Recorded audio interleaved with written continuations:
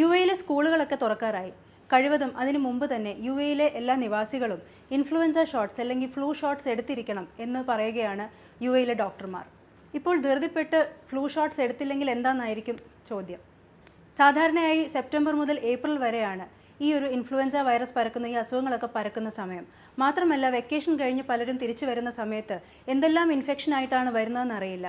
അതുകൊണ്ട് അത് മറ്റുള്ളവരിലേക്ക് പകർന്നു കൊടുക്കാനുള്ള സാധ്യതയും കൂടുതലാണ്.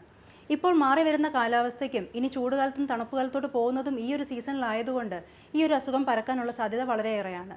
ഇനി സ്കൂളുകൾ തുറക്കുകയാണെങ്കിൽ കുട്ടികൾക്ക് ചുമയും പനിയും ശ്വാസമുട്ടലും ടൈഫോയിഡും മറ്റ് ശ്വാസകോശ രോഗങ്ങളും ആസ്തമയൊക്കെ വരുന്ന സമയമാണ്. അപ്പോൾ അങ്ങനെ വരുമ്പോൾ അച്ഛനമ്മമാർക്കും ഇതിൻ്റെ കൂടെ തന്നെ ലീവ് എടുക്കേണ്ടി വരും. അപ്പോൾ ഇത്തരം സാഹചര്യങ്ങൾ കുറയ്ക്കാനായിട്ട് കഴിയുമെങ്കിൽ ഫ്ലൂ ഷോട്ട്സ് എടുക്കുന്നത് വളരെ നല്ലതാണ്. ഏകദേശം 50% അസുഖങ്ങൾ വരാനുള്ള സാധ്യത ഇതുകൊണ്ട് തന്നെ കുറയുന്നതാണ്.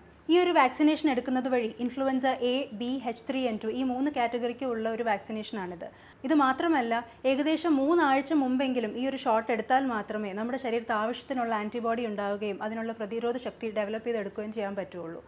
അപ്പോൾ നിങ്ങൾ നാട്ടിൽ നിന്നും പോന്നിട്ടില്ല എന്നുണ്ടെങ്കിൽ വളരെ ബഡ്ജറ്റഡ് ആയിട്ട് നാട്ടിൽ നിന്ന് തന്നെ ഈ ഒരു ഷോട്ട് എടുത്തിട്ട് വരുന്നതും ഒരു നല്ല ചിന്തയാണ്.